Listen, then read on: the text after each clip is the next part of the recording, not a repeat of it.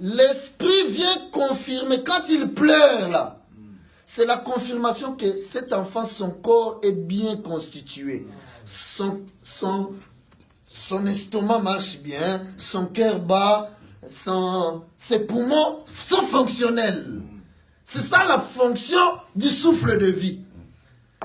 Après l'eau, après le sang, le souffle de vie vient confirmer que ici, la personne est en bonne santé. La santé, c'est l'enseignement des 12 apôtres et des 12 prophètes. Je ne sais pas comment nous devons dire ça. Vous comprenez?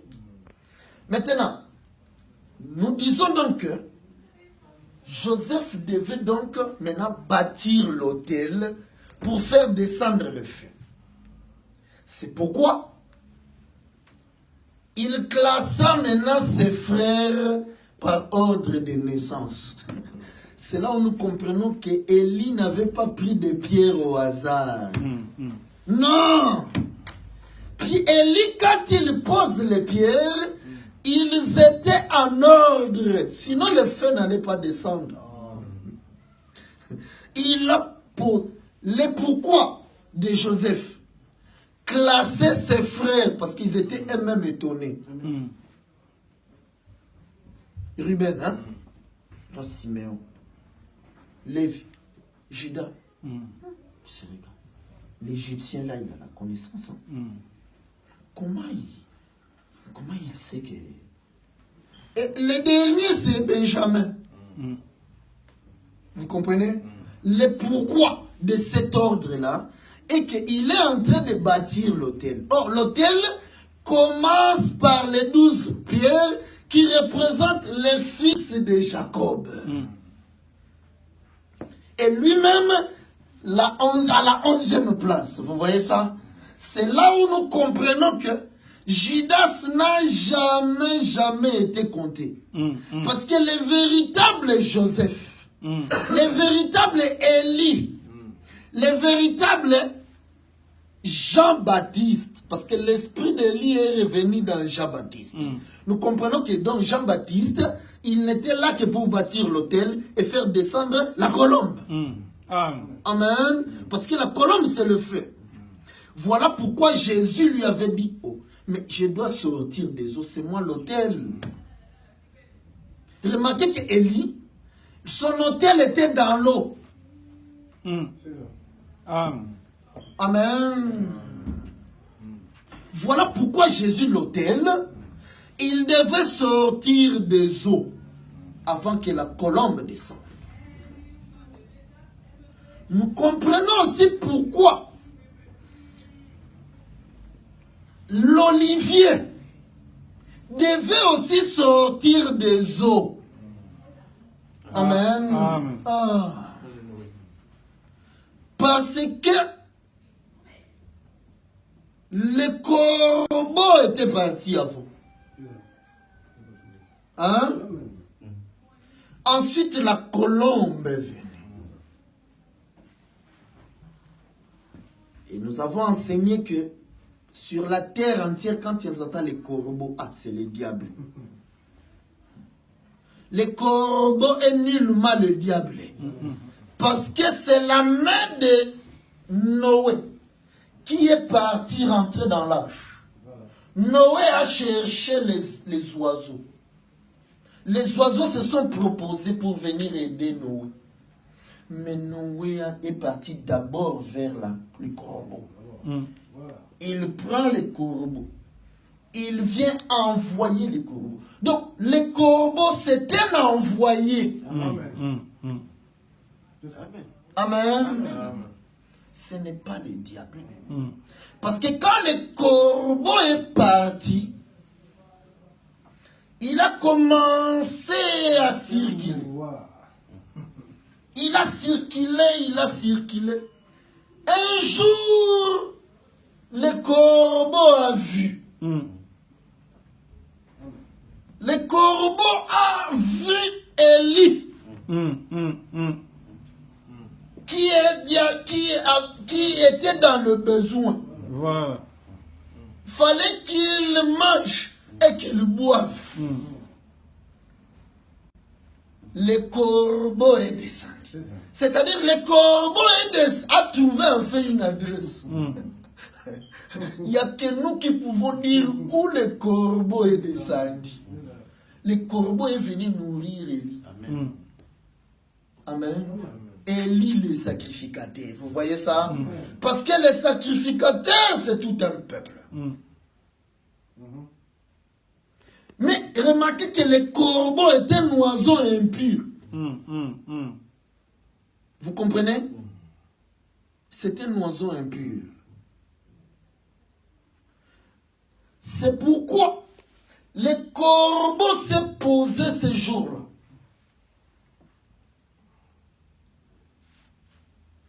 Pierre, il voit le corbeau sur une natte. Dieu lui dit, prends et mange comme Élie.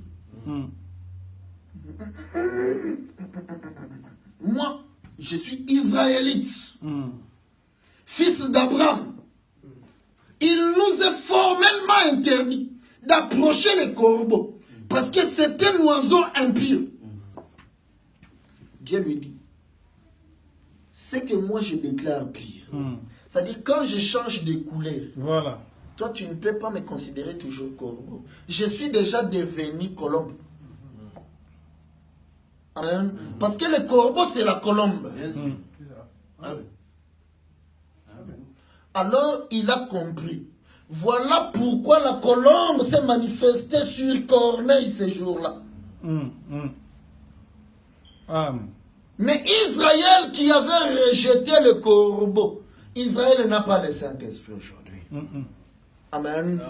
C'est-à-dire que c'est les deux habits du même oiseau. Voilà. Il a pris le costume de corbeau pour que Israël les rejette. Amen. Amen.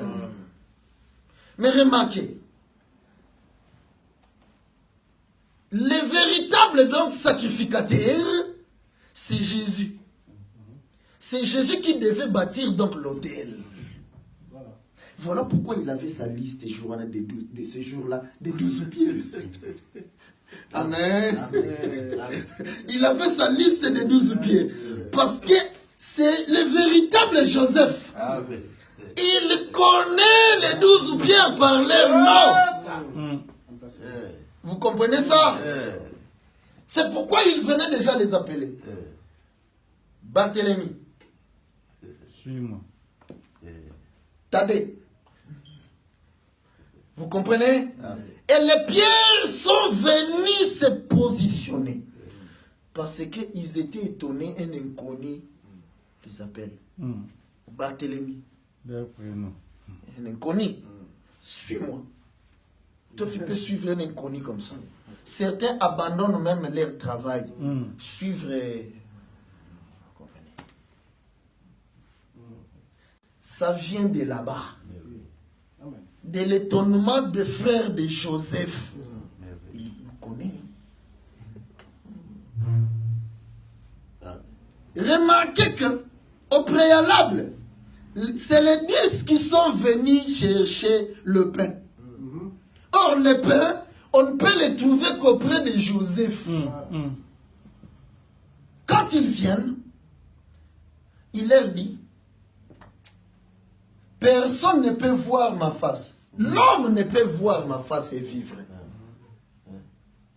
Amen. C'est là où Moïse avait ramassé. Quand Dieu, il vient dire à Dieu, je vais voir ta gloire. Dieu lui dit, mais Moïse, aucun homme ne peut voir ma face et vivre. Il a ramassé ça là-bas. C'est-à-dire, Joseph leur dit que sans Benjamin, vous ne pouvez pas voir ma face. Vous voyez ça? On va lire ça. On va lire ça parce que c'est là où on s'était arrêté le samedi. Genèse 47.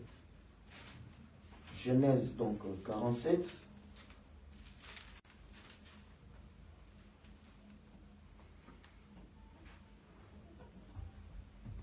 Est-ce que c'est bien ça? C'est pas 45?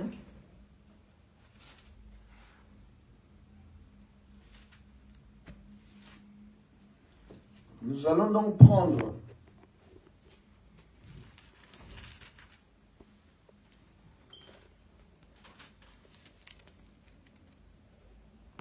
Genèse 44.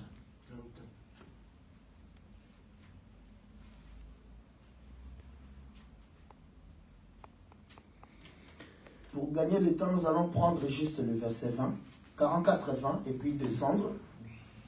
La Bible dit ceci.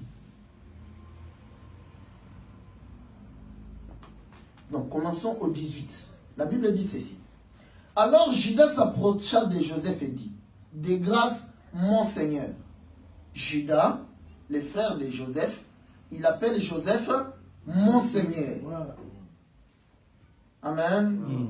Donc, il est en train d'adorer Joseph. Ok. Il dit, mon Seigneur, que ton serviteur puisse faire entendre une parole à mon Seigneur et que sa colère ne s'enflamme plus, point, contre ton serviteur, car tu es comme Pharaon.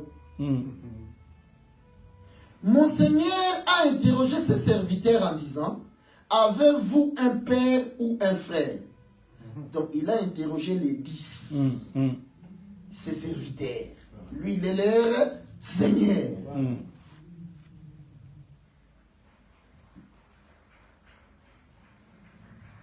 Donc, en disant, avez-vous un père ou un frère?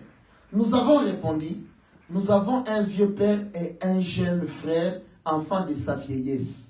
Cet enfant avait un frère qui est mort et qui était de la même mère. Il reste seul et son père l'aime. Tu as dit à tes serviteurs, faites-les descendre vers moi et que je le vois de mes propres yeux.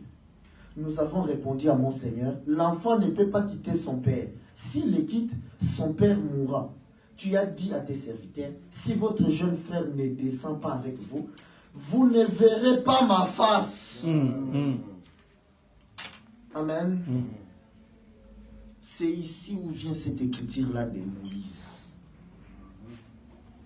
C'est-à-dire, Dieu était en train de dire à Moïse que toi qui représentes Israël, parce que Moïse c'est la loi, les 10, amen, tu ne peux pas voir ma face et vivre.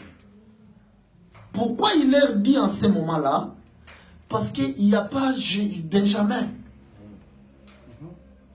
Oh, remarquez, la Bible dit ceci. Nous allons donc avancer.